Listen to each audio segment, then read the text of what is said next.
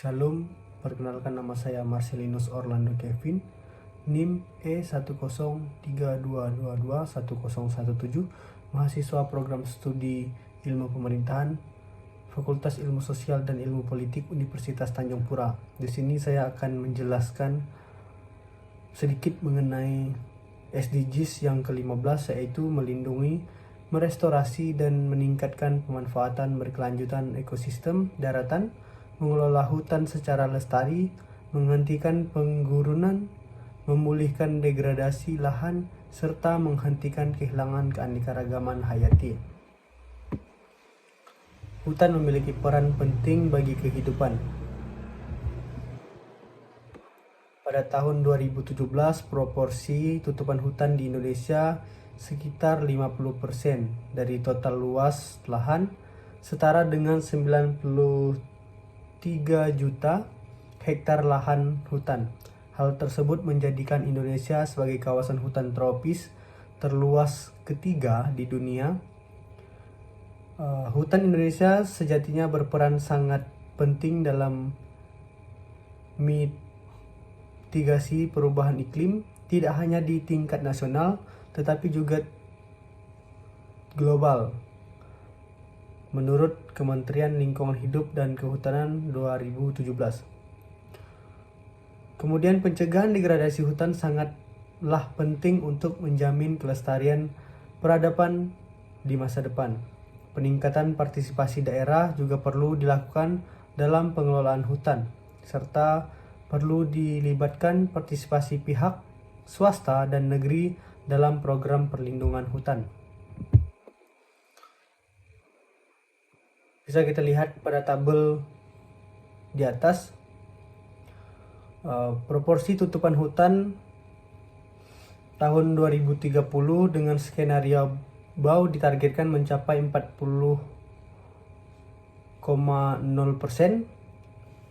Kemudian proporsi tutupan hutan tahun 2030 dengan skenario intervensi ditargetkan mencapai 45,5%. Tutupan hutan itu merupakan suatu penutupan lahan oleh vegetasi dengan komposisi dan kerapatan tertentu, sehingga tercipta fungsi hutan antara lain iklim mikro, tata air, dan tempat hidup satwa satu ekosistem hutan. Kemudian ekosistem daratan. Dalam 25 tahun ke belakang, Indonesia telah kehilangan hampir 1/4 dari lahan hutannya. Daerah dengan degradasi hutan tertinggi meliputi beberapa daerah seperti daerah Kalimantan dan Sumatera yang pada tahun 2016 sampai tahun 2017 kehilangan 68% dari 51% kawasan hutannya. Degradasi tertinggi terjadi di Sumatera Selatan, Kalimantan Tengah, dan Jambi. Deforestasi yang terjadi ini utamanya disebabkan oleh alih fungsi hutan menjadi kawasan industri. Kemudian di tengah berlangsungnya deforestasi, degradasi hutan di Indonesia tercatat menurun hingga 60%-nya pada tahun 2017 dibandingkan tahun sebelumnya. Hal ini disebabkan oleh moratorium lahan gambut nasional yang efektif sejak 2016 dan kementerian lain yang membatasi pembukaan lahan di kawasan hutan dan lahan gambut. Kemudian penurunan deforestasi yang signifikan di Indonesia memberikan ruang bagi target penurunan emisi yang ambisius dan berkontribusi bagi tujuan pembangunan berkelanjutan di kancah internasional.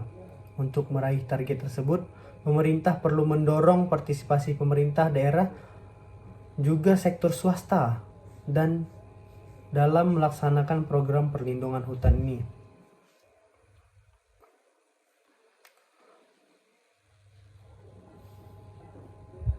Kemudian bisa kita lihat kembali pada tabel proporsi hutan terdegradasi tahun 2030 dengan skenario BAU ditargetkan bisa mencapai 38%.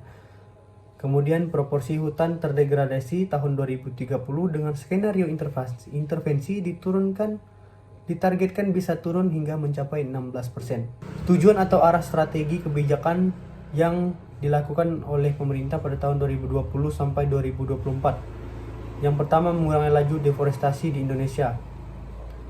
Penataan ulang alokasi kawasan hutan Indonesia, kemudian penggunaan teknologi dan informasi dalam penggunaan lahan dan kawasan hutan menuju Forestry 4.0. Pengembangan mekanisme insentif dan disentif pengelolaan hutan, peningkatan hak akses kelola masyarakat dalam mengelola hutan. Yang kedua yaitu mengurangi laju degradasi hutan, melanjutkan kebijakan moratorium pemindahan izin atau konsensi penggunaan hutan primer, kemudian mengoptimalkan pemanfaatan hutan tanaman, dan melanjutkan kebijakan perlindungan gambut. Tujuan atau arah strategi kebijakan yang ditargetkan pada tahun 2025 hingga tahun 2030. Yang pertama, mengurangi laju deforestasi di Indonesia dengan penguatan kelembagaan masyarakat dalam pengelolaan hutan, kemudian meningkatkan penegakan hukum terhadap penggunaan kawasan hutan secara ilegal, dan penguatan Forestry 4.0. Yang kedua, mengurangi laju degradasi hutan dengan melanjutkan kebijakan moratorium penundaan izin atau konsensi penggunaan hutan primer, yang kemudian mengoptimalkan pemanfaatan hutan tanaman untuk mendukung bioekonomi, dan melanjutkan kebijakan perlindungan gambut. Itulah yang bisa saya sampaikan mengenai SDGs yang ke-15. Mohon maaf jika terdapat salah kata maupun kurang dalam penyampaian materi. Atas perhatiannya saya ucapkan terima kasih. Shalom, sampai jumpa.